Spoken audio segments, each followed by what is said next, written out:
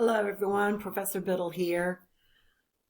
My video today is going to talk about using the TextJoin and Concat function.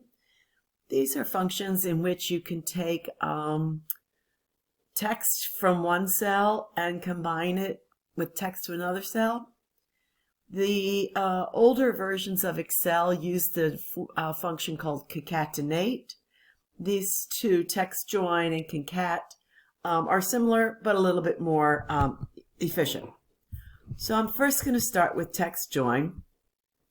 I'm going to come down here into cell G5, and what I want to do is I want to combine the name, location, and state in one cell based on the information over here in this table.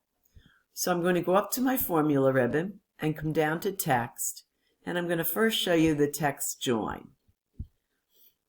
In TextJoin, you first identify a delimiter, and what this is what goes in between the two text, the text that you want to join. So I'm just going to start out. I'm going to make a couple errors and show you how you can fix them. I'm going to start out with just a comma. So that's what I'm going to join the text with. You have an option here that you just leave this empty. It'll ignore blank cells. My first text I want to join is the name, so I'm going to pick A5. The next text I want to join is location, so I'm going to pick B5. The next text I want to join is the state. You can see you can continue to add as much as you want, but I'm just going to add those three. I'm going to go ahead and click OK. And you can see that what this did was it combined the rental name, a comma, the location name, a comma, and then the state. Now notice there aren't spaces. The delimiter really should be a comma with a space. So all you need to do is just come up to your edit your function, and instead of a comma, type a comma space, and if you come down, notice that I didn't type the quotes. When you're using your functions dialog box, you can just type in the delimiter. I typed a comma space bar, and it automatically put the quotes in there. So now when I click OK, you can see, oh, it has, it gives you the name of the rental, comma, the space, name of the location, comma, space. Just to give you another example, instead of the delimiter of a comma, you can actually use words. So I'm going to say, I'm going to use the word in with a space. Okay? And if I click OK, now look at that. What I did was I made a mistake. I knew to use the name in space, but I really need a space before the word in too. So I'm going to come up here, and I'm going to edit, and I'm going to put a space in space. And now click OK. So that provides me the name, Chateau Solo, in Bass Lake in Indiana. So that's TextJoin. Another way you can combine information is by using the Concat.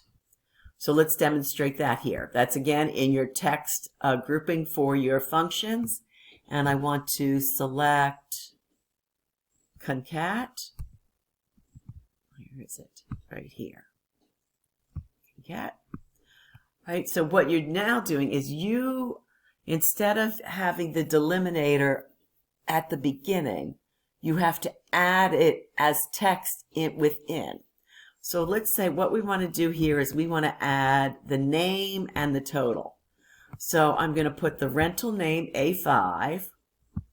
I'm going to add a space in between, and then I'm going to put the total. And I'm just going to go ahead and click OK. So now notice that gives me the rental name, space, and the total of 20. I'm going to change this. Instead of a space, I want it to be a space equal space. Oops. Okay, didn't like that.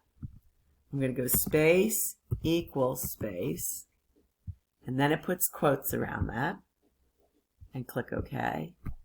So it tells me, oh, that Chateau Salo equals 20. Well, I'm going to say 20 what? Let's actually add a word to that. I'm going to come up here and I'm going to click in the last text, and in text 4 I'm going to add the word space days and click OK. Click outside, get quotes around, now click OK. So that tells you that Chateau Salo has been rented for 20 days. All right. Nice thing about it, once you have the functions there, you can use your fill handle. Let's copy it down. Let me widen this so you can see. And we can also use this and widen that. And that's just using the function TextJoin and Concat.